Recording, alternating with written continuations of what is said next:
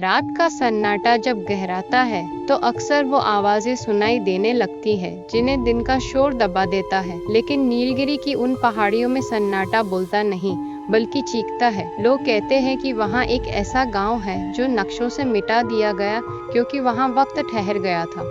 वहाँ जो भी गया वो या तो कभी लौटा नहीं, और अगर लौटा तो उसकी आंखों में वो खौफ था जिसे जुबान बयान नहीं कर सकती थी। मुझे लगा था कि ये सब सिर्फ कहानियां हैं जब तक कि मैंने खुद उस काली हकीकत का दरवाजा नहीं खटखटाया। दिसंबर की वह रात बहुत ठंडी थी। दिल्ली की कड़कड़ाती ठंड में भी मुझे पसीना आ रहा था। मैं अपने दादाजी पंडित दीनानाथ की पुश्तैनी हवेली के उस हिस्से में था जहां पिछले 30 सालों से किसी ने कदम नहीं रखा था। हवेली के इस हिस्से को काला कमरा कहा जाता था। दादाजी की मृत्यु के ठीक 13 दिन बाद मुझे उनकी एक वसीयत मिली जिसमें किसी संपत्ति का जिक्र नहीं था बल्कि एक जिम्मेदारी का बोझ था। स्टोर रूम का दरवाजा चरचराहट की आवाज के साथ खुला। धूल के गुबार ने मेरी सांसें रोक दी। टॉर्च की रोशनी में हवा में तैरते धूल के कण ऐसे लग रहे थे जैसे कोई सूक्ष्म आत्माएं नाच रही हो। मैंने पुरानी अलमारियों को खंगालना शुरू किया। वहाँ पुरानी किताबें, टूटे हुए मिट्टी के बर्तन और जंग लगी तलवारें रखी थीं। तभी मेरी नज़र एक कोने में रखे पीतल के बड़े संदूक पर पड़ी। उस पर एक अजीब सा ताला लगा था जिस पर किसी जानवर की खोपड़ी बनी हुई थी। मैंने अपने पास मौजूद चाबियों के गुच्छे से उसे खोलने की कोशिश की। तीसरी चाबी गूंग गई। कड़क की आवाज के साथ संदूक खुला। अंदर एक मखमली काला कपड़ा था। जैसे ही मैंने उसे हटाया मेरी उंगलियों में एक अजीब सी झनझनाहट महसूस हुई। उसके अंदर एक पुरानी चमड़े से मड़ी हुई डायरी थी और एक मुड़ा हुआ पीला नक्शा। नक्शे को खोलते ही मेरी रूह कांप गई। वह नक्शा किसी आम इलाके का नहीं था। उसमें नीलगिरी के उन घने जंगलों का चित्रण था जहां आज भी इंसानों का जाना वर्जित है। नक्शे के बीचों बीच एक बिंदु को लाल स्याही से घेरा गया था। गौर से देखने पर पता चला कि वह स्याही नहीं बल्कि सूख चुका खून था। उसके नीचे लिखा था, भूल भुलैया, जहां आत्माएं शरीर की तलाश में भटकती है। डायरी के पहले पन्ने पर दादाजी के हाथ से लिखा एक संदेश था, आर्यन, हमारे खानदान ने एक ऐसी गलती की थी जिसे सुधारने का मौका मुझे नहीं मिला। एनिसा चरवाहास में जब नीलगिरी के उस गांव के लोग अचानक पत्थर के होने लगे तो मेरे पिता ने वहां से भागकर अपनी जान बचाई थी। लेकिन वो अकेले नहीं आए थे, उनके साथ वो साया भी आया था जिसने आज तक हमारा पीछा नहीं छोड़ा। अगर तुम इस डायरी को पढ़ रहे हो तो समझ लेना कि अब तुम्हारी बारी है। उस गांव में जाओ, उस गुफा को खोजो और उस अनुष्ठान को पूरा करो जो अधूरा रह गया था, वरना यह श्राप तुम्हें और तुम्हारे आने वाली पीढ़ियों को राख बना देगा। मैंने गहरी सांस ली। मुझे लगा शायद दादाजी अपनी आखिरी उम्र में दिमागी संतुलन खो चुके थे।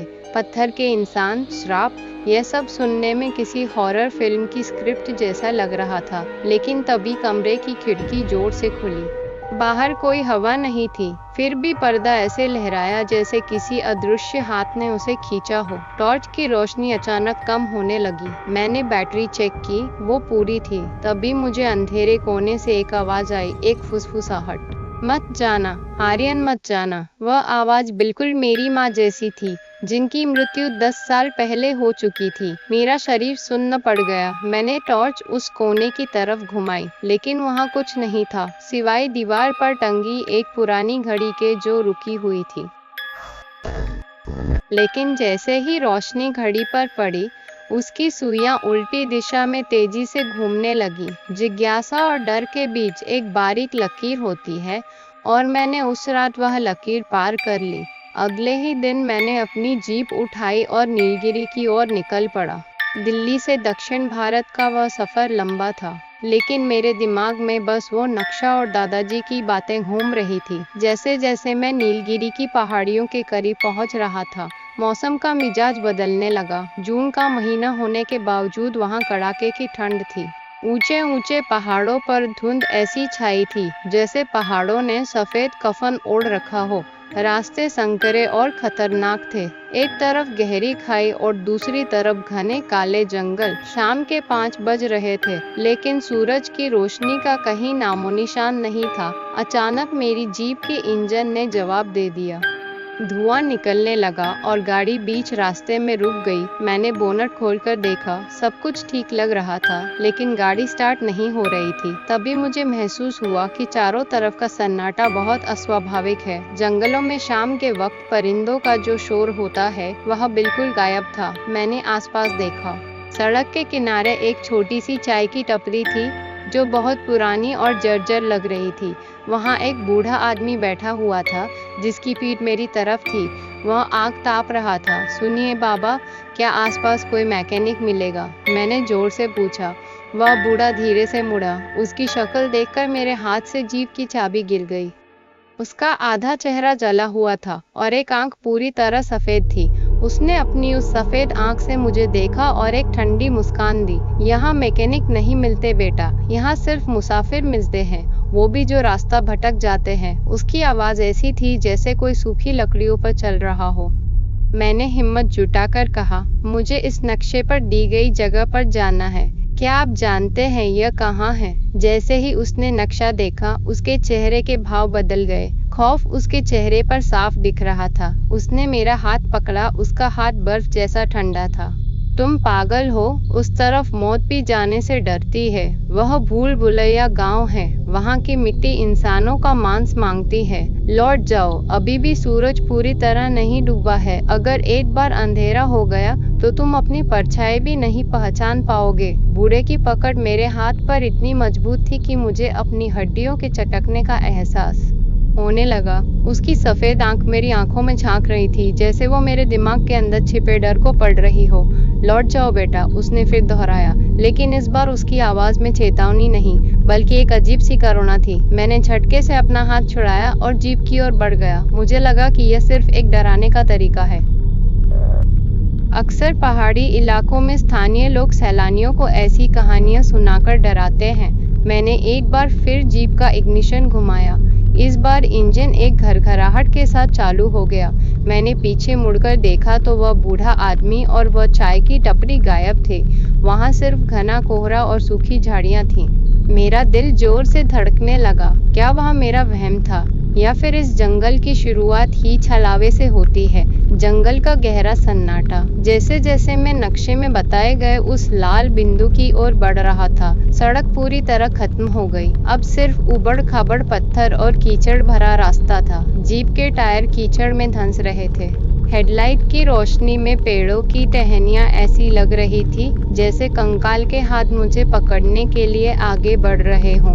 तभी मुझे सड़क के बीचों बीच कुछ सफेद सा चमकता हुआ दिखाई दिया। मैंने ब्रेक मारा। गाड़ी एक झटके के साथ रुकी। जब मैं नीचे उतरा तो देखा कि वह पत्थरों से बना एक छोटा सा घेरा था, जिसके बीच में एक जानवर की खोपड़ी रखी थी। खोपड़ी पर ताज़ा सिंदूर लगा था और उसके चारों ओर काले कपड़े के टुकड़े बिखरे थे। यह किसी तांत्रिक अनुष्ठान का हिस्सा लग रहा था। अचानक मेरे पीछे झाड़ियों में जोर से हलचल हुई। मैंने अपनी टॉर्च उस तरफ घुमाई। कौन है वहाँ? मेरी आवाज़ कांप रही थी। कोई जवाब नहीं मिला, लेकिन टॉर्च की रोशनी में मैंने देखा कि झाड़ियों के पीछे कोई खड़ा था। वह लंबा था, बहुत लंबा। उसके शरीर पर कोई कपड़ा नहीं था और उसकी खाल राख जैसी ग्रे ग्रे थी। उसकी आंखें टॉर्च की रोशनी में बिल्ली की तरह चमक रही थी। इससे पहले कि मैं कुछ समझ पाता, वह जीव अविश्वसनीय गति से पेड़ों के पीछे ओझल हो गया। भूल भुलैया गांव का प्रवेश द्वार। गाड़ी में वापस बैठकर मैंने बिना पीछे देखे जीप भगाई। करीब 1 घंटे की मशक्कत के बाद मैं एक विशाल लोहे के गेट के सामने था। गेट आधा टूटा हुआ था और उस पर लताओं ने अपना कब्जा कर लिया था। गेट के ऊपर एक लकड़ी का बोर्ड लटका था, जिस पर धुंधला सा लिखा था, कुलधरा की छाया, प्रवेश वर्जित। नक्शे के अनुसार यही वह जगह थी। मैंने जीप वहीं छोड़ी और अपना कैमरा, टॉर्च और दादाजी की डायरी लेकर पैदल ही आगे बढ़ने का फैसला किया। जैसे ही मैंने गेट पार किया, हवा का दबाव अचानक बदल गया। मेरे कानों में एक अजीब सी सीटी जैसी आवाज गूंजने लगी। ऐसा लग रहा था जैसे कोई हजारों मील दूर से मेरा नाम पुकार रहा हो। गांव के अंदर कदम रखते ही जो दृश्य मैंने देखा, उसने मेरी रूह कंपा दी। यह कोई सामान्य उजाड़ गांव नहीं था। जोतसे के अंदर केतसा चुबाल के अंदर कदम गददे की नहीं बैठी। यहाँ के घर पत्थर के थे और उन घरों के बाहर लोग भी पत्थर के थे। एक तरफ एक औरत की मूर्ति थी जो कुएं से पानी निकाल रही थी। उसके चेहरे पर आज भी वो हैरानी के भाव थे, जैसे उसने अचानक कुछ भयानक देख लिया हो। दूसरी तरफ दो बच्चे खेलते हुए पत्थर बन गए थे। उनके पत्थर के शरीरों पर जमी काई ऐसी लग रही थी जैसे वे सालों से इसी इंतजार में हों कि कोई उन्हें इस कैद से आजाद करे। मैंने एक घर के अंदर झांकने की हिम्मत की। अंदर की मेज पर खाना परोसा हुआ था, पत्थर की थालियां, पत्थर की रोटियां। वहां समय वाकई में ठहर गया था। 1904 की उस काली रात को यहाँ कुछ ऐसा हुआ था जिसने जिंदगी की धड़कन को एक ही पल में जमने पर मजबूर कर दिया। मैंने अपना कैमरा निकाला और फोटो खींचने लगा। अचानक कैमरे के व्यू फाइंडर में मुझे कुछ अजीब दिखा। जब मैं नग्न आंखों से देख रहा था तो गांव सुनसान था, लेकिन कैमरे की स्क्रीन पर मुझे उन पत्थर की मूर्तियों के बीच काली परछाइयां चलती हुई दिखाई दे रही थी। मेरा हाथ कांपने लगा। मैंने कैमरा हटाया, सामने फिर वही सन्नाटा। मैंने फिर कैमरे से देखा। इस बार एक परछाई ठीक मेरे सामने खड़ी थी। उसने अपना हाथ कैमरे के लेंस की तरफ बढ़ाया।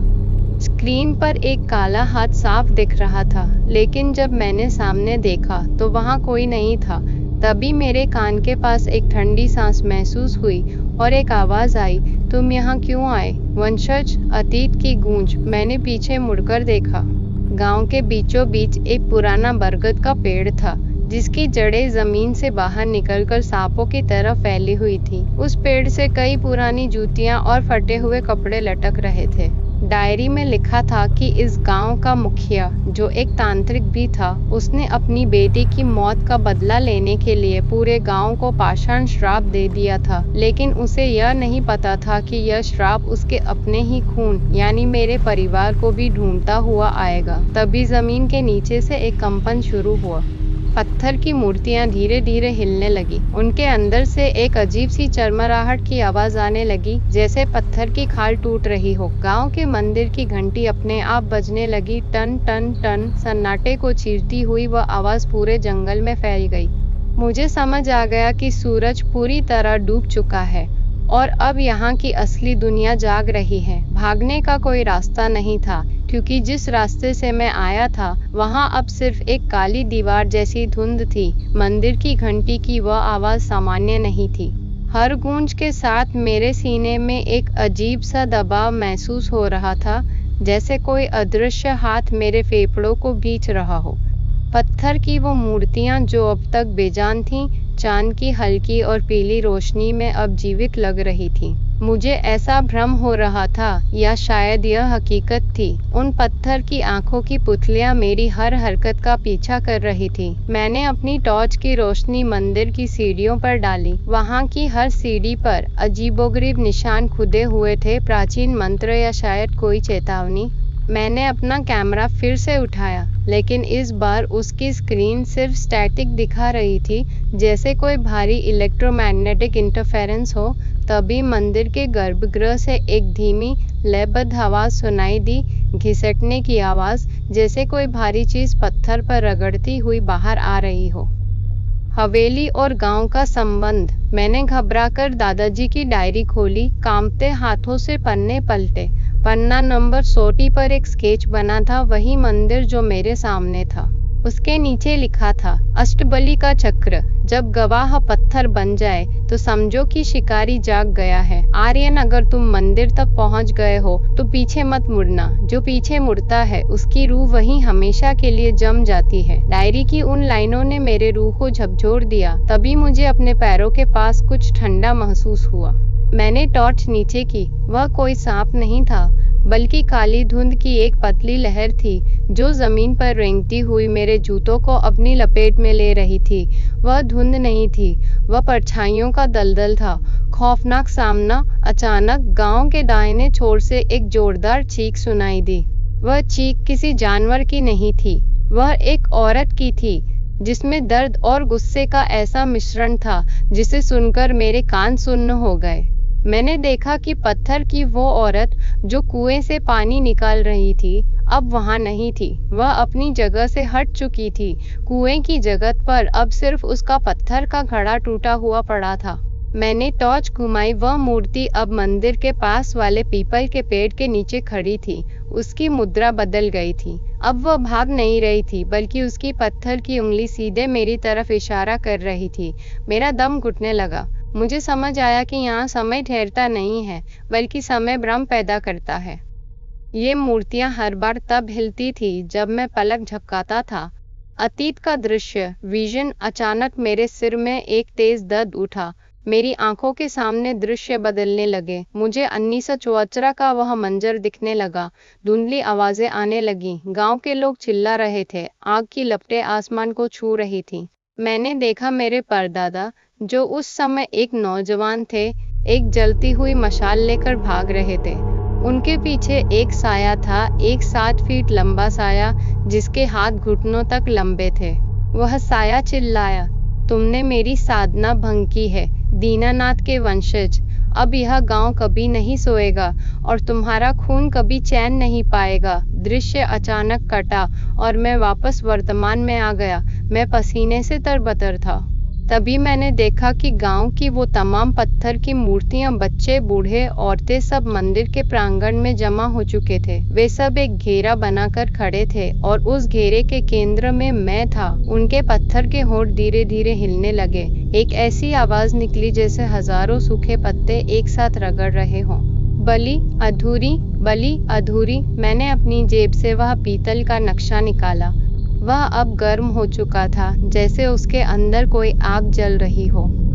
नक्शे के पीछे अब नए शब्द उभर रहे थे जो पहले नहीं थे। गुफा का द्वार खुल चुका है, वह तुम्हारा इंतजार कर रहा है। तभी मंदिर का विशाल पत्थर का दरवाजा खुद ब खुद एक भयानक गर्जना के साथ खुल गया। अंदर से एक ऐसी गंध आई जो हजारों साल पुराने सड़े हुए मांस और सूखे गुलाबों का मिश्रण थी। मंदिर के अंदर से एक नीली रोशनी बाहर की ओर फैलने लगी। मैंने पीछे भागने की कोशिश की, लेकिन मेरे पैर जमीन से चिपक चुके थे। पत्थर की मूर्तियों ने आगे बढ़ना शुरू किया। उनकी चाल धीमी थी, लेकिन हर कदम के साथ जमीन हिल रही थी। तभी मुझे एहसास हुआ कि मेरी अपनी खाल भी सख्त होने लगी है। मेरे हाथ का रंग धीरे धीरे ग्रे पड़ने लगा था। अगर मैं अगले कुछ मिनटों में मंदिर के अंदर नहीं गया तो मैं भी इसी भूल भुलैया का हिस्सा बन जाऊंगा। एक और पत्थर की मूर्ति, जिसे आने वाली पीढ़ियां सिर्फ एक सस्पेंस मानेंगी। मैंने एक गहरी सांस ली, अपनी पूरी ताकत बटोरी और मंदिर के उस अंधेरे गर्भगृह की ओर दौड़ लगा दी, जहां से वह नीली रोशनी आ रही थी। जैसे ही मैंने दहलीज पार की, मेरे पीछे का दरवाजा एक धमाके के साथ बंद हो गया और पूरा गांव एक बार फिर उसी जानलेवा सन्नाटे में डूब गया। मंदिर का भारी पत्थर का दरवाजा जब मेरे पीछे बंद हुआ तो उस धमाके की गूंज मेरे फेफड़ों तक महसूस हुई। बाहर का शोर, उन मूर्तियों की फुसफुसाहट और जंगल की हवा सब एक पल में खत्म हो गए। अब वहां सिर्फ एक ऐसा सन्नाटा था जिसे सुना जा सकता था। वह सन्नाटा भारी था, जैसे पानी के अंदर होने पर महसूस होता है। मैंने अपनी कांपती हुई टॉर्च जलाई। रोशनी की किरण जैसे ही अंधेरे को चीरते हुए आगे बढ़ी। जो मैंने देखा वह तर्क से परे था। मंदिर के अंदर कोई भगवान की मूर्ति नहीं थी। वहां केवल एक विशाल गहरा गड्ढा था जो सीधा पाताल की ओर जाता प्रतीत होता था। गड्ढे के चारों ओर हजारों छोटी छोटी तांबे की घंटियां लटकी हुई थी, जो बिना हवा के भी धीरे धीरे हिल रही थी। समय का भ्रम। मैंने अपनी कलाई घड़ी की ओर देखा। घड़ी की सुइयां अब भी उल्टी घूम रही थी, लेकिन अब उनकी गति इतनी तेज थी कि वे धुंधली दिखाई दे रही थी। मेरा सिर चकराने लगा। जब मैंने मंदिर की दीवारों पर टॉर्च डाली तो मुझे लगा कि दीवारें सांस ले रही हैं। पत्थरों के बीच की दरारें फैल रही थी और वापस सिकुड़ रही थी। डायरी का अगला पन्ना मैंने पलटा। उस पर लिखा था, अध्याय 20 का प्रवेश। यहाँ जो तुम देखोगे वह सत्य नहीं होगा। जो तुम सुनोगे वह केवल तुम्हारी यादों का धोखा होगा। इस गांव का वजूद नक्शों पर नहीं, बल्कि इंसानी पापों की नींव पर है। मैंने गड्ढे के किनारे बनी एक संकरी सीढ़ी से नीचे उतरना शुरू किया। हर कदम पर मुझे ऐसा महसूस हो रहा था जैसे कोई मेरा पीछा कर रहा है। जब मैंने पीछे मुड़कर देखा तो सीढ़ियां गायब होती जा रही थीं। ऊपर जाने का कोई रास्ता नहीं बचा था। जैसे जैसे मैं नीचे गया, हवा में वही सड़ी हुई चंदन की महक तेज होने लगी। खंडहरों का रहस्य। सीढ़ियां खत्म होते ही मैं एक बहुत बड़े भूमिगत गलियारे में पहुंचा। टॉर्च की रोशनी जहां तक जा रही थी वहां मुझे एक और गांव दिखाई दिया, लेकिन यह ऊपर वाले गांव से अलग था। यहाँ घर टूटे हुए नहीं थे, बल्कि वे अछले थे। गलियों में राख की परत बिछी थी। अचानक मुझे एक परछाई दिखाई दी। वह एक छोटी लड़की थी जो गली के मोड़ पर खड़ी थी। उसने लाल रंग का फ्रॉक पहना था जो धूल और खून से सना हुआ था। बचाओ, मुझे बचाओ, उसकी आवाज मेरे दिमाग के अंदर गूंजी, कानों में नहीं। मैं उसकी तरफ दौड़ा। रुको, तुम कौन हो? यहाँ कैसे आई? लेकिन जैसे ही मैं उसके करीब पहुंचा, वह धुआं बनकर हवा में उड़ गई। उसकी जगह जमीन पर एक पुरानी गुड़िया पड़ी थी जिसकी आंखें असली इंसानी आंखों जैसी लग रही थी। वे आंखें मुझे देख रही थी और उनमें एक अजीब सी चमक थी, अदृश्य उपस्थिति। जैसे जैसे मैं इस मृगतृष्णा वाले गांव के अंदर बढ़ने लगा, मुझे एहसास हुआ कि यहाँ की इमारतें बदल रही हैं। एक पल में वह एक साधारण घर होता और अगले ही पल वह एक डरावना टॉर्चर चैम्बर, यातना कक्ष जैसा दिखने लगता। मुझे एक पुरानी पाठशाला दिखाई दी। अंदर डेस्क पर अब भी बस्ते रखे थे। मैंने एक बस्ता खोला तो उसके अंदर से पुरानी हड्डियों का चूरा निकला। ब्लैक बोर्ड पर खड़िया शौक से लिखा था, हम सब देख रहे हैं। तभी गलियारे के अंत से किसी के भागने की आवाज आई, भारी जूतों की आवाज, धप धप धप। वह आवाज मेरी तरफ आ रही थी। मैंने टॉर्च बंद कर दी और एक दीवार के पीछे छिप गया। मेरा दिल इतनी जोर से धड़क रहा था कि मुझे डर था कि कहीं वह आवाज उस शिकारी को न सुनाई दे जाए। अंधेरे में मैंने महसूस किया कि कोई ठीक दीवार के दूसरी तरफ खड़ा है। मैं अपनी सांसें रोक कर बैठा था। तभी दीवार के ऊपर से एक हाथ नीचे आया। वह हाथ पत्थर का नहीं था, वह मांस और खून का बना था, लेकिन उसकी उंगलियां बहुत लंबी थी और नाखून काले और नुकीले थे। वह हाथ दीवार को खरोच रहा था। चूं चूं की वह आवाज़ मेरे दिमाग की नसों को फाड़ रही थी। एक और डरावना ट्विस्ट। मैंने हिम्मत जुटाई और अपनी जेब से एक माचिस की तीली निकाली। जैसे ही मैंने उसे जलाया, सामने का नज़ारा देखकर मेरी चीख निकल गई। मेरे ठीक सामने मेरा अपना ही हमशक्ल खड़ा था, लेकिन उसकी आंखें नहीं थी, केवल खाली गड्ढे थे जहां से काला तरल पदार्थ बह रहा था। मैं मुस्कुराया और बोला, आर्यन, तुम वापस आ गए। दादाजी ने बताया था कि तुम आओगे। देखो, हमने तुम्हारे लिए जगह खाली रखी है। उसने पास के एक पत्थर के चबूतरे की तरफ इशारा किया जिस पर मेरा नाम खुदा हुआ था और उस पर आज की तारीख लिखी थी, मेरे मरने की तारीख। मनोवैज्ञानिक खेल, सस्पेंस यहाँ खत्म नहीं हुआ।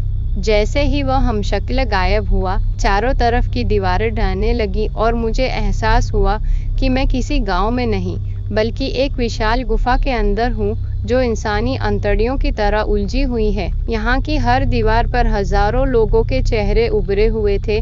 वे सब चिल्ला रहे थे, लेकिन कोई आवाज़ नहीं निकल रही थी। मुझे समझ आया कि भूल भुलैया गाँव कोई जगह नहीं, बल्कि एक जीवित जीव एंटिटी है जो लोगों को अपनी यादों और डर के जाल में फंसाकर उन्हें पत्थर बना देता है। तभी मुझे वही तांत्रिक की आवाज़ सुनाई दी जो मैंने सपने में सुनी थी। खोजो आर्यन, खोजो। वह गुफा अभी बहुत दूर है जहाँ तुम्हारी रूह का सौदा होना है। अचानक मेरे पैरों के नीचे की जमीन खिसक गई और मैं एक अंधेरे कुएं में गिरने लगा। गिरते हुए मुझे सिर्फ एक ही चीज दिखाई दी। ऊपर आसमान में चांद नहीं, बल्कि एक विशाल आंख थी जो मुझे देख रही थी। कुएं में गिरने का वह एहसास ऐसा था जैसे मैं किसी अनंत शून्य में समा रहा हूँ। हवा मेरे कानों के पास से किसी हिंसक जानवर की तरफ फुसफुसाते हुए गुजर रही थी। लेकिन अजीब बात यह थी कि मैं नीचे नहीं गिर रहा था, बल्कि ऐसा लग रहा था जैसे मैं समय के पीछे जा रहा हूँ। अचानक मेरी पीठ एक ठंडी और गीली सतह से टकराई। मैंने आंखें खोली। मैं मर नहीं गया था, लेकिन जो दृश्य मेरे सामने था उसने मुझे यह सोचने पर मजबूर कर दिया कि शायद मौत इससे बेहतर होती। अनंत गलियारा और दर्पणों का खेल। मैं एक ऐसे गलियारे में था जिसकी दीवारें साधारण पत्थर की नहीं, बल्कि काले शीशे जैसी चमक रही थी। उन दीवारों पर हजारों दर्पण लगे थे। मैंने अपनी टॉर्च जलाई और जैसे ही रोशनी उन शीशों पर पड़ी, लाखों प्रतिबिंब मेरे सामने उभर आए। लेकिन उन प्रतिबिंबों में मैं अकेला नहीं था। हर शीशे में मेरा अक्स अलग था। एक में मैं बूढ़ा था, एक में बच्चा और एक में मेरा शरीर आधा पत्थर का हो चुका था। सबसे डरावना वह अक्स था जिसमें मैं अपनी ही गर्दन पर हाथ रखे हुए था। जैसे ही मैं आगे बढ़ा, उन दर्पणों के अंदर के प्रतिबिंब मेरी चाल से अलग हरकतें करने लगे। मैं रुक जाता, लेकिन शीशे वाला आर्यन चलता रहता। मैं मुड़ता तो वह मुझे घूरता रहता। अचानक एक शीशे से आवाज आई, एक कांच टूटने जैसी तीखी आवाज। मेरा एक प्रतिबिंब शीशे से बाहर निकलने की कोशिश कर रहा था। उसके हाथ कांच को चीरते हुए बाहर आ रहे थे और जमीन पर असली खून टपक रहा था। अदृश्य बाजार का शोर। मैं उस गलियारे से जान बचाकर भागा और एक बड़े खुले चौक में पहुंचा। यहाँ का नजारा ऊपर वाले पत्थर के गांव से बिल्कुल उलट था। यहाँ भीड़ थी, हजारों लोग इधर उधर घूम रहे थे, लेकिन उनमें कोई जान नहीं थी। वे सब धुएं जैसे धुंधले थे। वहाँ एक बाजार लगा था जहाँ अजीबोगरीब चीजें बिक रही थी। पुरानी यादें, कटे हुए नाखून और शीशियों में बंद इंसानी चीखें। मुझे एहसास हुआ कि मैं भूल भुलैया के उस हिस्से में हूँ जिसे अतृप्त स्मृतियों का बाजार कहा जाता है। यहाँ वही लोग थे जो पिछले 100 सालों में इस जंगल में गायब हुए थे। वे यहाँ मरते नहीं थे, बल्कि अपनी पहचान भूलकर इस अंतहीन बाजार का हिस्सा बन जाते थे। एक बुढ़िया मेरे पास आई। उसके हाथ में एक पुरानी घड़ी थी। उसने बिना चेहरे के, जहाँ आंखें और मुंह होने चाहिए थे, वहाँ सिर्फ सपाट खाल थी। मेरी ओर देखा और कहा, साहब अपनी आखिरी सांस बेचोगे? बदले में मैं तुम्हें वह रास्ता बताऊंगी जो तुम्हें इस नरक से बाहर ले जाएगा। मैंने उसे धक्का दिया और आगे बढ़ गया। मेरा दम घुटने लगा था। हवा में ऑक्सीजन की जगह अब जलते हुए मांस की गंध भर गई थी। तांत्रिक की डायरी और असली सच। भागते भागते मैं एक पुराने पुस्तकालय जैसे दिखने वाले कमरे में घुस गया। वहाँ हजारों पांडुलिपियां बिखरी पड़ी थी। बीच मेज पर एक काली किताब रखी थी। मैंने उसे खोला। वह उसी तांत्रिक की मूल डायरी थी जिसने इस गांव को श्राप दिया था। उसका नाम था भद्रकाल। डायरी के पन्ने खून से सने थे। उसमें लिखा था, यह गांव पत्थर का नहीं हुआ है, बल्कि इसे एक दूसरे आयाम में धकेल दिया गया है। जो लोग ऊपर पत्थर के दिखते हैं, उनकी आत्माएं नीचे इस बाजार में कैद हैं। उन्हें तब तक मुक्ति नहीं मिलेगी जब तक दीनानाथ का वंशज अपनी स्वेच्छा से अपनी बलि ना दे दे। श्राप को खत्म करने का एकमात्र तरीका है अश्रु, रक्त, टीयर्स ऑफ ब्लड। तभी कमरे की छत से कुछ टपकने लगा। मैंने ऊपर देखा। छत पर कोई छत नहीं थी, बल्कि वहाँ हजारों लोग उल्टे लटके हुए थे और उनकी आंखों से खून के आंसू गिर रहे थे। वे सब एक साथ फुसफुसा रहे थे, आर्यन हमें आजाद करो, आर्यन हमें अंत दो। परछाइयों का घेरा। अचानक कमरे की सारी मोमबत्तियां जो खुद ब खुद जल रही थी बुझ गईं। सन्नाटा इतना गहरा हो गया कि मुझे अपने खून के बहने की आवाज सुनाई देने लगी। अंधेरे में हजारों लाल आंखें चमकने लगी। वे साये थे, अतृप्त आत्माएं जो अब तक इंसानी मांस के लिए तरस रही थी। वे धीरे धीरे मेरी ओर बढ़ने लगे। उनकी चाल ऐसी थी जैसे कोई रेंगता हुआ कीड़ा हो। मैंने अपनी जेब से वह पीतल का नक्शा निकाला। वह अब इतना गर्म हो गया था कि उसने मेरी खाल जला दी। लेकिन जैसे ही नक्शे से मेरा खून लगा, उसमें से एक तीव्र स्वर्णिम रोशनी निकली। वह रोशनी उन सायों के लिए तेजाब जैसी थी। वे चीखते हुए पीछे हटने लगे, लेकिन उस रोशनी में मैंने देखा कि मेरा अपना साया जमीन पर नहीं था। मेरा साया मुझसे अलग होकर कमरे के कोने में खड़ा था और वह उन सायों का नेतृत्व कर रहा था। मेरा अपना साया बोला, तुम यहाँ से नहीं जा सकते आर्यन, तुम यहाँ के राजा बनने आए हो, शिकार नहीं। इस गुफा की गहराई में तुम्हारे दादाजी आज भी तुम्हारा इंतजार कर रहे हैं, लेकिन वे अब इंसान नहीं रहे। यह सुनकर मेरे पैरों तले जमीन खिसक गई। दादाजी, क्या वे मर नहीं गए थे? क्या वह वसीयत और वह अंतिम संस्कार सब एक छलावा था? तभी सामने की दीवार फटी और एक विशाल गुफा का रास्ता दिखा। उस रास्ते के अंत में एक सिंहासन था जो इंसानी हड्डियों से बना था। उस पर एक आकृति बैठी थी जिसकी पीठ मेरी तरफ थी। उसके हाथ में वही माला थी जो मेरे दादाजी हमेशा पहनते थे। जैसे ही वह आकृति धीरे धीरे मुड़ी, मैंने देखा कि उसका चेहरा आधा सड़ा हुआ था और आधा बिल्कुल मेरे दादाजी जैसा। उसने अपनी सूखी उंगली से मेरी ओर इशारा किया और पूरी गुफा उसकी भयानक हंसी से गूंज उठी। मैं समझ गया कि अध्याय 1 सिर्फ एक शुरुआत थी और यह गांव तो महज एक पर्दा था। असली डरावना खेल तो अब शुरू होने वाला था। सिंहासन पर बैठी वह आकृति जैसे ही पूरी तरह मेरी ओर मुड़ी, गुफा के पत्थरों से चीखने की आवाजें आने लगी। वह चेहरा वह मेरे दादाजी का ही था, लेकिन उनकी आंखों की जगह 2 धधकते हुए अंगारे थे। उनकी खाल किसी पुरानी सूखी चमड़ी की तरह लटक रही थी। आर्यन, करीब आओ बेटा। उनकी आवाज ऐसी थी जैसे 2 भारी पत्थरों को आपस में रगड़ा जा रहा हो। क्या तुम्हें लगा था कि मौत इतनी आसान होती है?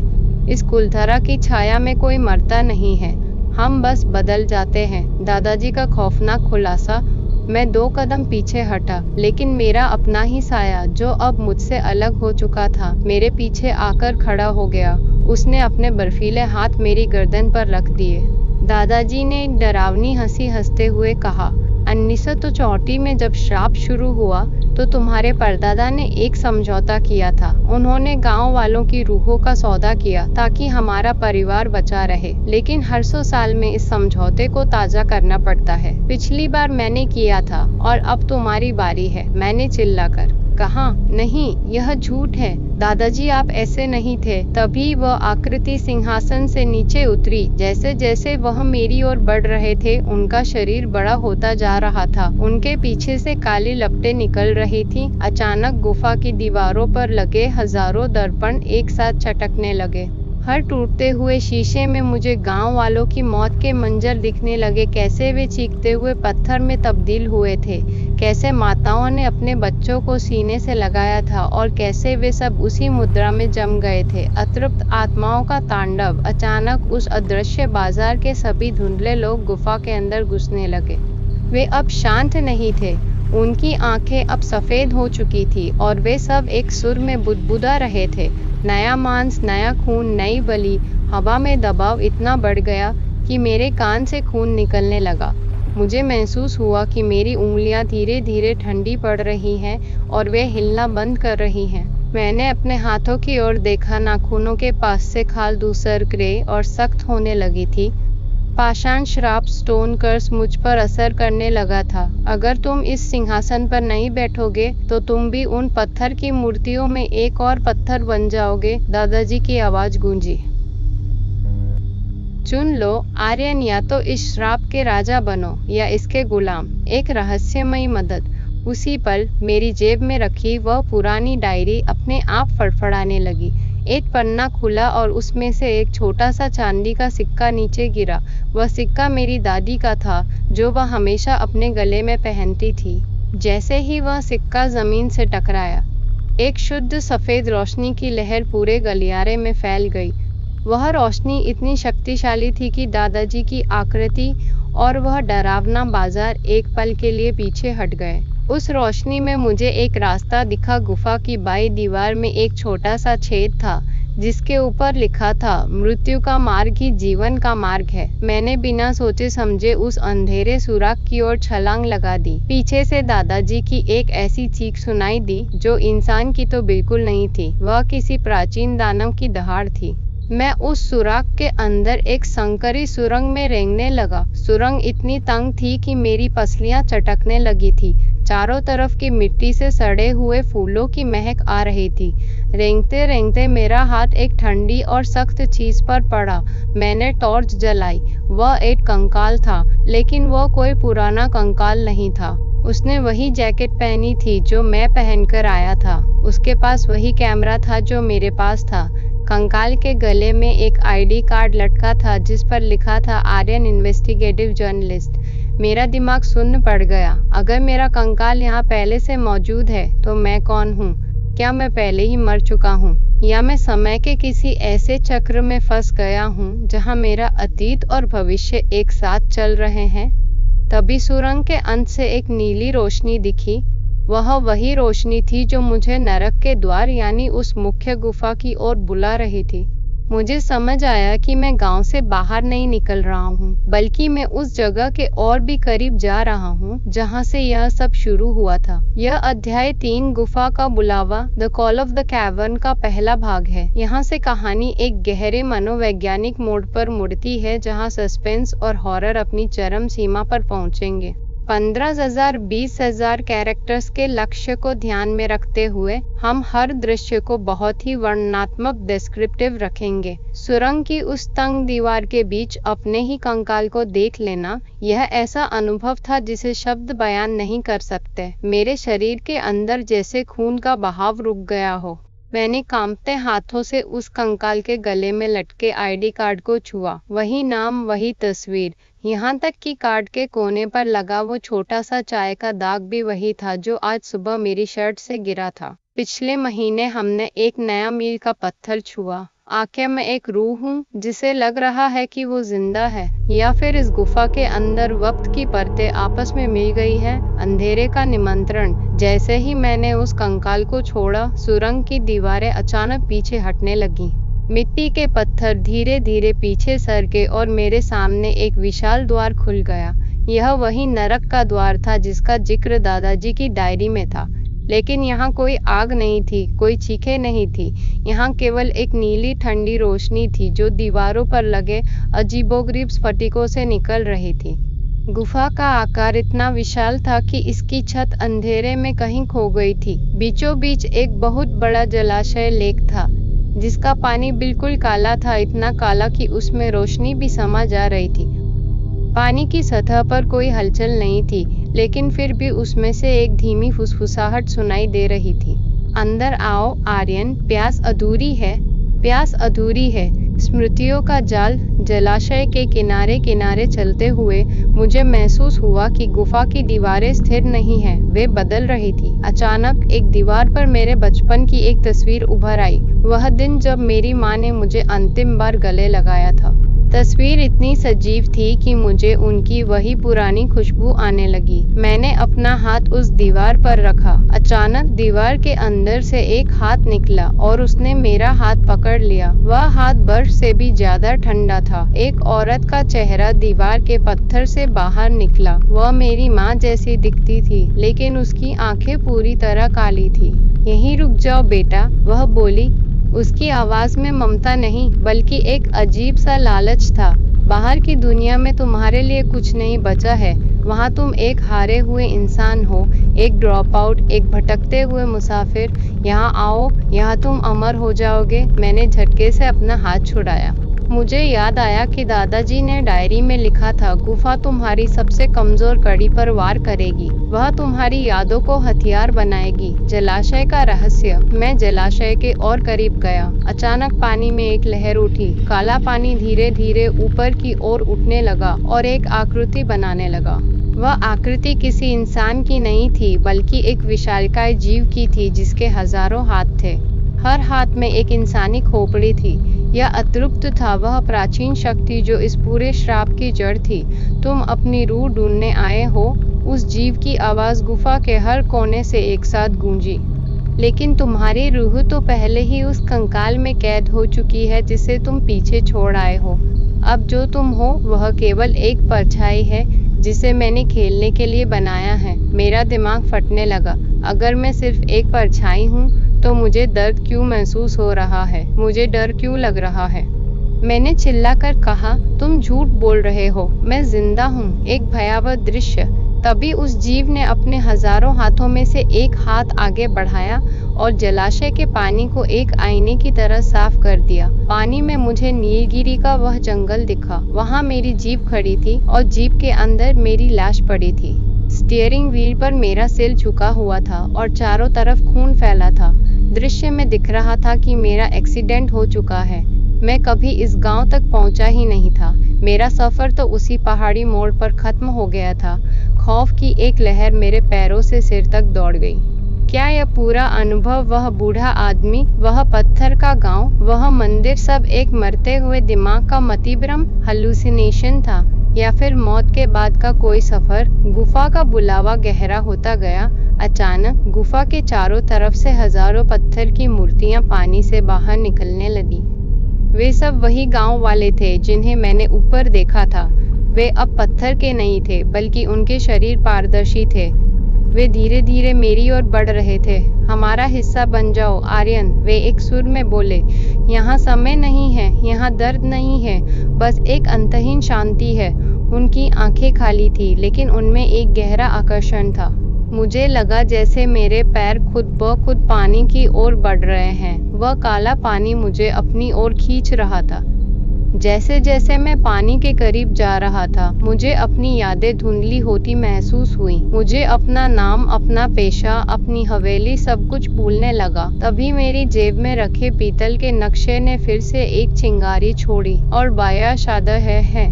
वह गर्मी इतनी तेज थी कि उसने मुझे वास्तविकता के धरातल पर वापस खींच लिया। मैंने देखा कि नक्शे के बीच में एक छोटा सा छेद बन गया था, जो सीधे गुफा की दूसरी तरफ इशारा कर रहा था। वहाँ एक छोटा सा मंदिर जैसा ढांचा था, जो पूरी तरह से अश्रु रक्त खून के आंसुओं से रंगा हुआ था।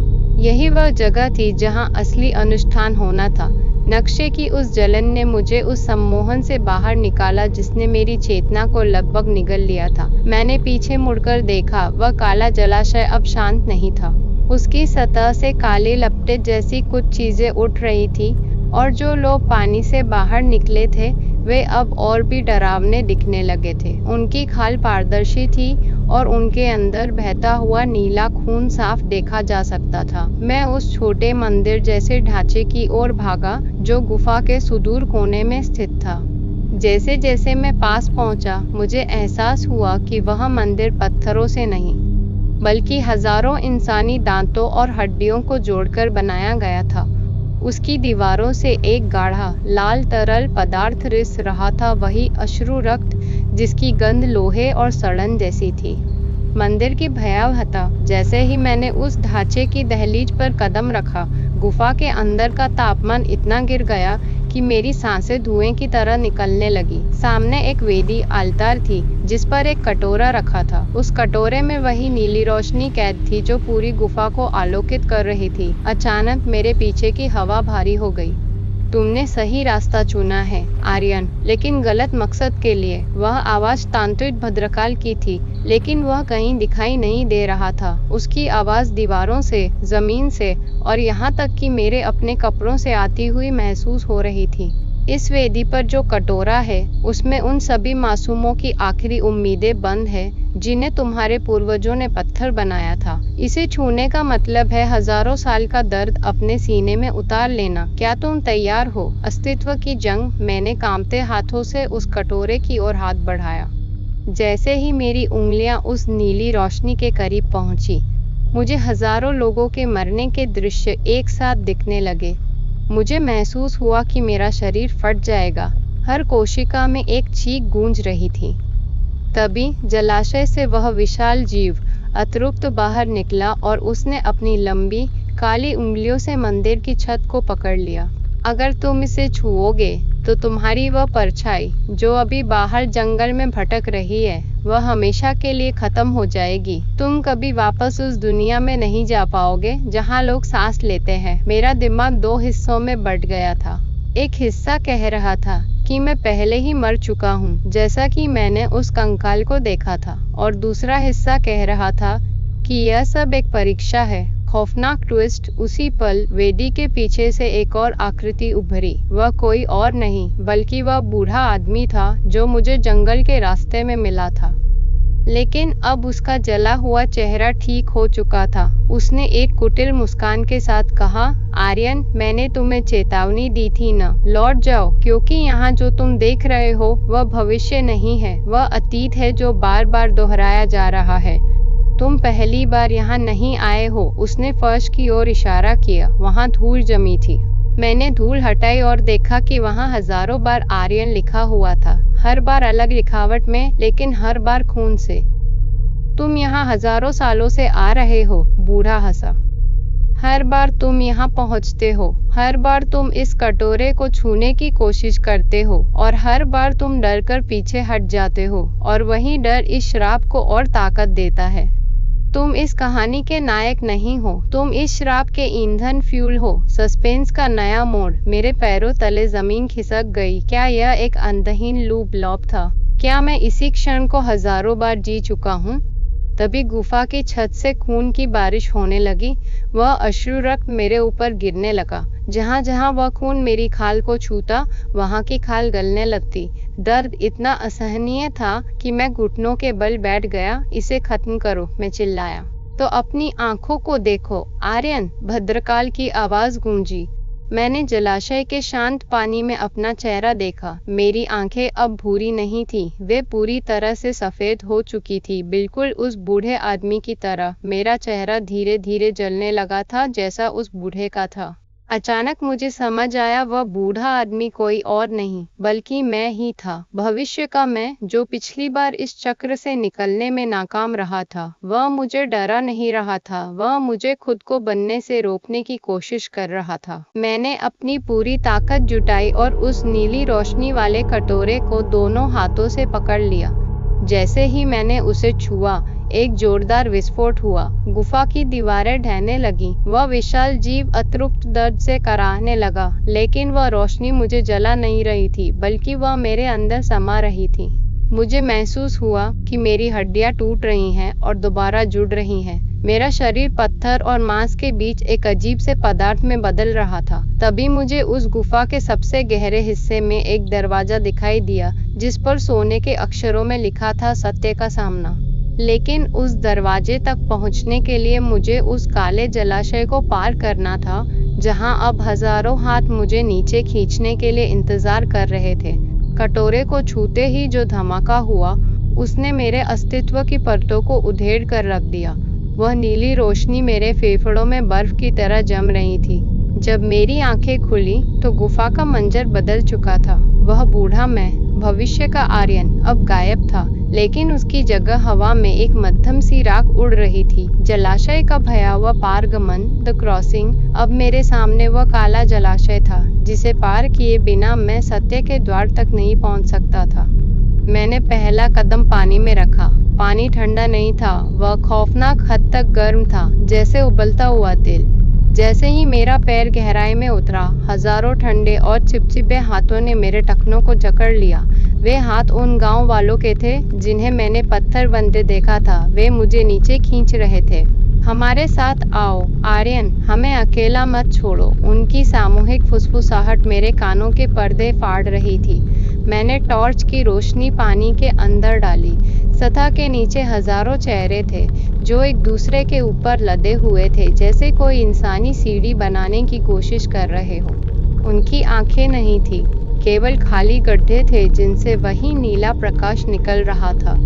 जैसे जैसे मैं जलाशय के बीच में पहुंचा, मुझे मृगतृष्णा, हालुसिनेशंस होने लगी। मुझे दिखने लगा कि मैं वापस अपनी हवेली में हूँ। दादाजी जिंदा हैं और वे मुझे चाय दे रहे हैं।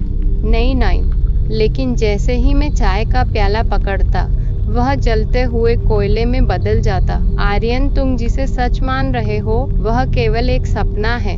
दादाजी की आवाज मेरे पीछे से आई। मैं मुड़ा तो देखा कि वे पानी पर चल रहे थे।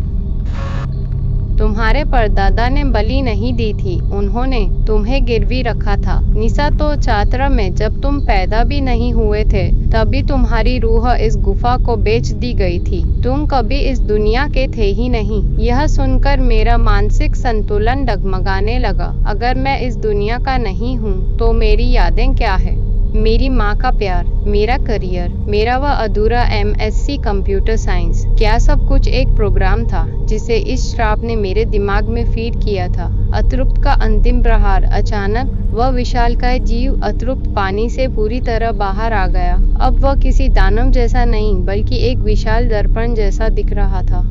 उसकी पारदर्शी देह में मुझे मेरा पूरा जीवन एक फिल्म की तरह चलता हुआ दिखा। लेकिन उस फिल्म में एक गड़बड़ थी। हर दृश्य में मेरे पीछे एक काली छाया खड़ी थी। स्कूल की फोटो में, कॉलेज के सेमिनार में, यहाँ तक कि मेरे सोने के कमरे में भी।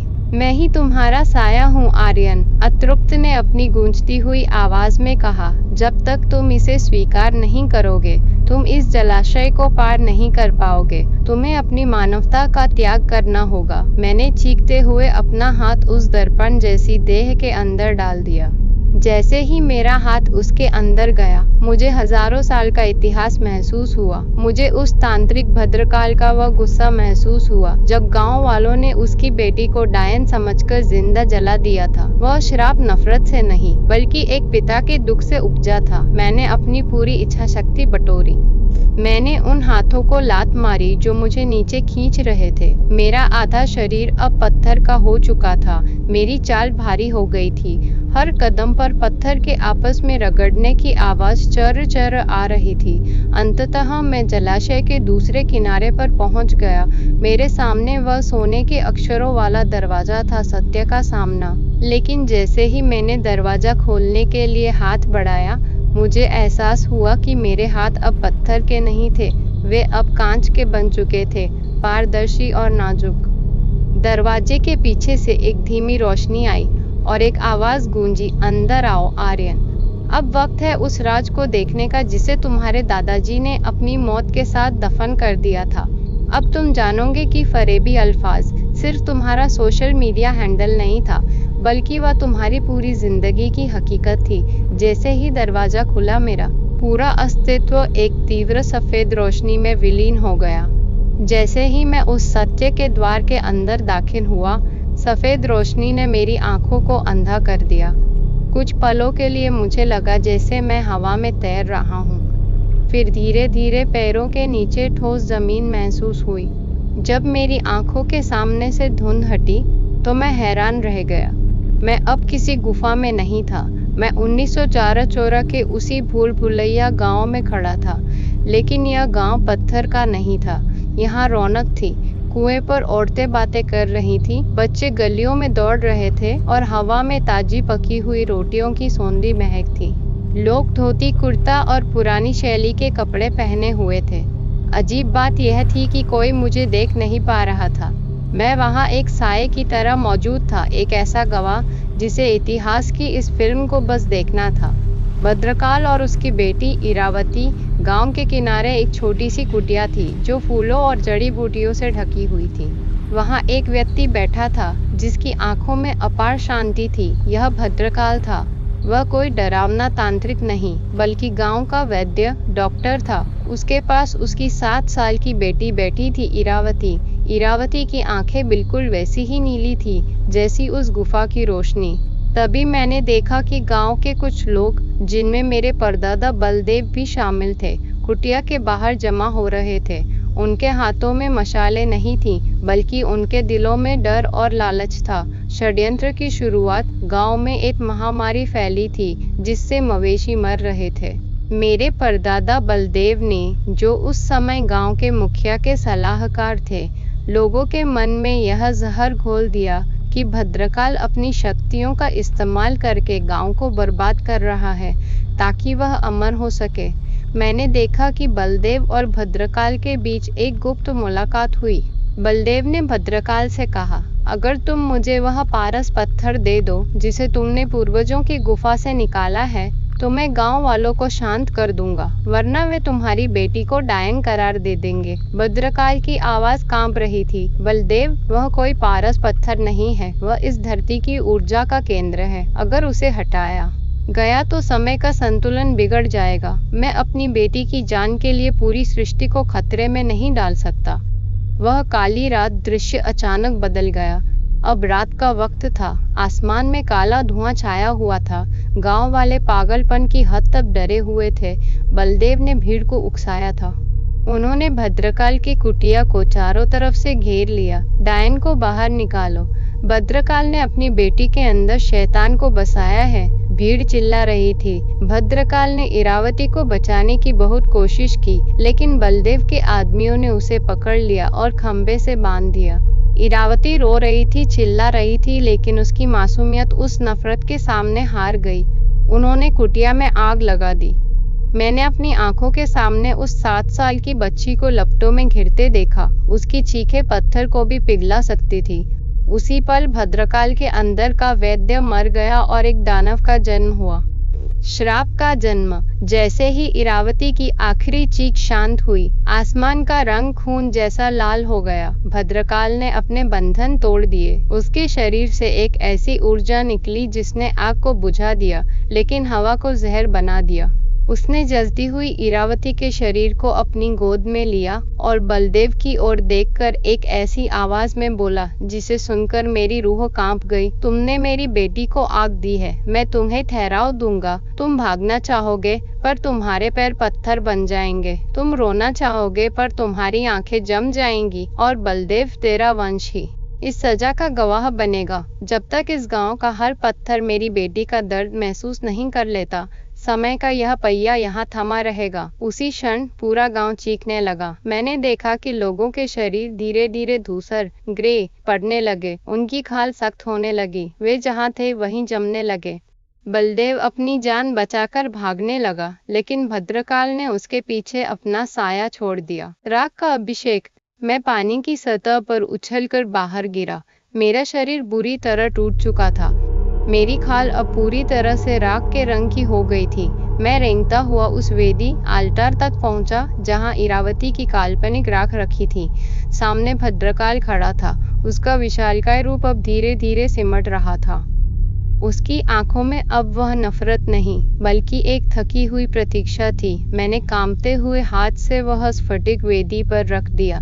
यह लो अपना सच, मेरे पूर्वजों का पाप मैं आज यहीं दफन करता हूँ। मेरी आवाज अब मेरी अपनी नहीं लग रही थी, वह कई आवाजों का मिश्रण थी। जैसे ही स्फटिक और राख का मिलन हुआ, एक तेज सफेद रोशनी ने पूरी गुफा को भर दिया। वह रोशनी इतनी पवित्र और तीव्र थी कि गुफा का हर काला कोना चमक उठा। मैंने देखा कि वे हजारों पत्थर की मूर्तियां, वो औरतें, वो बच्चे, वो बूढ़े सब धीरे धीरे धुएं में बदल रहे थे। उनके चेहरों पर जो खौफ 100 सालों से जमा था, वह अब एक शांत मुस्कान में बदल गया था। वे सब आजाद हो रहे थे। पहचान का अंत, लेकिन इस आजादी की कीमत मुझे चुकानी थी। जैसा कि भद्रकाल ने कहा था, मेरी यादें रेत की तरह मेरे दिमाग से फिसल रही थी। मुझे याद नहीं आ रहा था कि मैं नीलगिरी क्यों आया था। मुझे अपनी माँ का चेहरा धुंधला लगने लगा। आर्यन, यह नाम अब मेरे लिए बस एक बेमतलब का शब्द रह गया था। तभी भद्रकाल मेरे करीब आया। उसने अपना हाथ मेरे सिर पर रखा। उसकी स्पर्श में अब कोई ठंडक नहीं थी। आर्यन, तुमने वह कर दिया जो तुम्हारे खून में किसी ने नहीं किया। तुमने स्वयं का त्याग किया। श्राप टूट चुका है, लेकिन तुम अब उस दुनिया के लिए मर चुके हो। अचानक गुफा ढहने लगी। भद्रकाल और इरावती की आकृतियां उस रोशनी में विलीन हो गईं। मैं एक अंधेरे शून्य में गिर गया। जब मेरी आंखें खुली तो मैं नीलगिरी की उसी पहाड़ी सड़क पर था। सुबह का सूरज निकल रहा था। चिड़ियों की चहचहाहट सुनाई दे रही थी। मेरी जीप सड़क किनारे खड़ी थी, लेकिन जब मैंने जीप के अंदर देखा तो मेरा कलेजा मुंह को आ गया। जीप की ड्राइवर सीट पर एक लाश बैठी थी। वह मेरी ही लाश थी, सड़ी हुई, पुरानी, जैसे महीनों से वहां पड़ी हो। पुलिस की गाड़ियां वहां खड़ी थी और कुछ लोग उस लाश को बाहर निकाल रहे थे। मैंने चिल्लाने की कोशिश की, मैं यहाँ हूँ, मैं जिंदा हूँ, लेकिन मेरी आवाज़ किसी के कानों तक नहीं पहुँची। मैं एक साया बन चुका था। तभी मैंने देखा कि एक पुलिस अफसर को जीप के डैशबोर्ड से एक डायरी मिली। उसने उसे खोला और पढ़ा। यह डायरी आर्यन नाम के एक पत्रकार की है, जो 3 महीने पहले लापता हो गया था। 3 महीने। मुझे तो लगा था कि मैं सिर्फ एक रात उस गुफा में था। गुफा के अंदर समय का हिसाब अलग था। मैं अब समझ गया कि वह बूढ़ा आदमी और वह कंकाल कौन थे। वे सब मैं ही थे, जो समय के अलग अलग चक्रों में फंसे हुए थे। मैं वहीं सड़क किनारे खड़ा रहा। मेरा शरीर अब धीरे धीरे पारदर्शी हो रहा था। तभी एक छोटी सी बच्ची, जो वहां पास के गांव की लग रही थी, वह मेरे पास आई। उसने अपनी मासूम आंखों से मुझे देखा। वह मुझे देख सकती थी। उसने मेरी ओर एक छोटा सा पत्थर बढ़ाया। वह पत्थर बिल्कुल वैसा ही दिख रहा था जैसा वह प्राचीन स्फटिक था। उसने धीरे से कहा, अगली बार सही रास्ता चुनना आर्यन। बच्ची मुस्कुराई और उसकी आंखें अचानक नीली चमकने लगीं, बिल्कुल इरावती की तरह। वह मुड़ी और घने कोहरे में गायब हो गई। मैं समझ गया, श्राप पूरी तरह खत्म नहीं हुआ था, उसने बस अपना स्वरूप बदल लिया था। मैं अब उस गुफा का नया पहरेदार था। जब तक कोई और आर्यन अपनी जिज्ञासा लेकर इन पहाड़ों में नहीं आता, मुझे इसी धुन में भटकना होगा। लोग कहते हैं कि आज भी नीलगिरी की उन वादियों में रात के सन्नाटे में एक साया भटकता हुआ दिखता है। वह किसी को नुकसान नहीं पहुंचाता, बस राहगीरों से एक ही सवाल पूछता है, क्या तुम्हें अपना नाम याद है? अगर आप कभी वहां जाएं तो अपनी पहचान संभाल कर रखिएगा, क्योंकि कुछ राज सुलझने के लिए नहीं बल्कि हमें निगलने के लिए बने होते हैं। सत्य का कड़वा घूंट। यह सब देखते हुए मुझे एहसास हुआ कि मेरे परिवार का गौरव केवल एक धोखे पर टिका था। दादाजी की डायरी में जो लिखा था वह केवल आधा सच था। बलि भद्रकाल ने नहीं ली थी, बल्कि मेरे परदादा ने लालच की बलि चढ़ाई थी। अचानक दृश्य फिर से बदलने लगा। 19 चुचुए का वह गांव धुंधला होने लगा और मैं वापस उसी सत्य के द्वार के सामने खड़ा था। लेकिन अब वहां एक और आकृति खड़ी थी। वह इरावती थी। वह अब जल नहीं रही थी, वह बिल्कुल शांत थी। उसने अपना छोटा सा हाथ मेरी ओर बढ़ाया। आर्यन, तुम यहाँ न्याय करने आए हो या केवल इस चक्र को आगे बढ़ाने? इरावती का वह छोटा सा हाथ जो मेरी ओर बढ़ा था पारदर्शी था। उसकी नीली आंखों में गुस्सा नहीं, बल्कि एक ऐसा अकेलापन था जो सदियों पुराना लग रहा था। जैसे ही मैंने उसके हाथ को छूने की कोशिश की, मेरे दिमाग में धमाका हुआ। मुझे 1974 की उस रात के वे दृश्य दिखने लगे जो अब तक छिपे हुए थे। बलदेव का असली चेहरा। मैंने देखा कि मेरे परदादा बलदेव गांव से भागकर अपनी जान बचाने में तो कामयाब रहे, लेकिन वे अकेले नहीं थे। उनके झोले में वह प्राचीन स्फटिक था जिसे भद्रकाल धरती की ऊर्जा का केंद्र कह रहा था। बलदेव ने उसे चुरा लिया था। जैसे जैसे बलदेव जंगल में आगे बढ़ा, उसके पीछे पीछे वह काला साया अतृप्त भी चल रहा था। बलदेव ने सोचा कि वह बच गया है, लेकिन वह साया दरअसल उसकी परछाई में समा चुका था। उसी रात बलदेव ने जंगल के बीच एक गुप्त गुफा में उस स्फटिक को गाड़ दिया और कसम खाई कि उनका वंश इस राज को सुरक्षित रखेगा। यही वजह थी कि मेरे परिवार के पास हमेशा पैसा और ताकत रही, लेकिन हर पीढ़ी में एक पुरुष रहस्यमयी तरीके से गायब हो जाता था या पागल हो जाता था। वे गायब नहीं होते थे, बल्कि यह गुफा उन्हें अपनी किश्त के तौर पर वसूल लेती थी। अतीत और वर्तमान का टकराव। अचानक इरावती की आवाज मेरे कानों में गूंजी, तुम्हारे खून में उस चोरी का हिस्सा है आर्यन। तुम यहाँ सिर्फ एक पत्रकार बनकर नहीं आए हो, तुम उस चोरी को वापस करने आए हो। तभी 1974 का वह दृश्य फिर से हिंसक हो गया। मैंने देखा कि भद्रकाल ने गांव को पत्थर बनाने के बाद अपनी बेटी की राख को अपने माथे पर लगाया और खुद को उसी जलाशय में विसर्जित कर दिया। मरते समय उसने जो अंतिम शब्द कहे वे मंत्र की तरह हवा में तैरने लगे। रक्त से जो शुरू हुआ वह रक्त से ही थमेगा। जब चोर का वंशज अपनी सबसे प्यारी चीज का त्याग करेगा, तभी मेरी इरावती को शांति मिलेगी। आर्यन का मानसिक पतन। मुझे एहसास हुआ कि मेरी सबसे प्यारी चीज क्या थी। वह मेरी जान नहीं थी, वह मेरा अस्तित्व था, मेरी पहचान, मेरी यादें और मेरा वह अहंकार कि मैं एक आज़ाद इंसान हूँ। तभी उस गुफा की दीवारों से आवाज़ें आने लगी। ये आवाज़ें उन हजारों लोगों की थीं जो पिछले 100 सालों में यहाँ फंसे थे। दे दो आर्यन, उसे वह वापस दे दो, हमें आज़ाद करो। अचानक मेरे सामने एक दृश्य उभरा। मेरी माँ जो अस्पताल के बिस्तर पर दम तोड़ रही थी। उन्होंने मरते समय मेरे कान में कुछ कहा था जिसे मैं भूल गया था। अब वो याद वापस आई। उन्होंने कहा था, आर्यन, नीलगिरी के उन पेड़ों के नीचे एक झूठ दबा है, उसे कभी सच मत बनने देना। मुझे समझ आया कि मेरी माँ को इस श्राप के बारे में पता था। शायद इसीलिए वे हमेशा मुझे उन पहाड़ों से दूर रखना चाहती थी। भद्रकाल का अंतिम स्वरूप। दृश्य फिर से बदला और मैं वापस सत्य के द्वार के सामने खड़ा था। लेकिन अब वह इरावती नहीं थी, वह भद्रकाल था। उसका आकार अब 10 फीट लंबा हो चुका था। उसके शरीर से नीली आग की लपटें निकल रही थी। उसके चेहरे पर हजारों साल की नफरत जमी थी। तो तुमने देख लिया, भद्रकाल की आवाज गुफा की छतों को हिला रही थी। तुम्हारे परदादा ने केवल एक पत्थर नहीं चुराया था, उन्होंने इस जमीन की आत्मा चुराई थी। आज वही आत्मा तुम्हें पुकार रही है। उसने अपनी उंगली से जलाशय की ओर इशारा किया। उस पानी के नीचे वह स्फटिक दबा है, उसे बाहर निकालो और उसे इरावती की राख पर अर्पित करो। लेकिन याद रहे, जैसे ही तुम उस पत्थर को छुओगे, तुम्हारी सारी यादें मिट जाएंगी। तुम यहाँ से बाहर तो निकल जाओगे, लेकिन तुम्हें यह भी याद नहीं रहेगा कि तुम आर्यन हो। तुम एक जिंदा लाश बनकर इस दुनिया में भटकोगे। चरम सस्पेंस। मेरे पास दो विकल्प थे, या तो मैं इस श्राप को जारी रहने दूं और खुद पत्थर बन जाऊं, या फिर मैं उन हजारों रूहों को आजाद करूं और बदले में अपनी पहचान खो दूं। तभी मुझे अपने पीछे किसी के चलने की आहट सुनाई दी। मैंने पीछे मुड़कर देखा। वहां कोई नहीं था, लेकिन जमीन पर पड़े मेरे पदचिन्ह, फुटप्रिंट्स धीरे धीरे गायब हो रहे थे। जैसे जैसे मैं सोच रहा था, मेरा अतीत मिटता जा रहा था। मुझे अपने कॉलेज के दोस्तों के चेहरे भूलने लगे। मुझे अपनी हवेली का पता याद नहीं आ रहा था। समय तेजी से निकल रहा था। गुफा की छत गिरने लगी थी। पत्थर की मूर्तियां अब मंदिर के द्वार तक पहुंच चुकी थी। मैंने एक गहरी सांस ली और उस काले जलाशय की ओर दौड़ लगा दी। मुझे पता था कि यह मेरा आखिरी सचेत कॉन्शियस काम होगा। जैसे ही मैं पानी में कूदा, हजारों हाथों ने मुझे फिर से जकड़ा, लेकिन इस बार मैंने संघर्ष नहीं किया।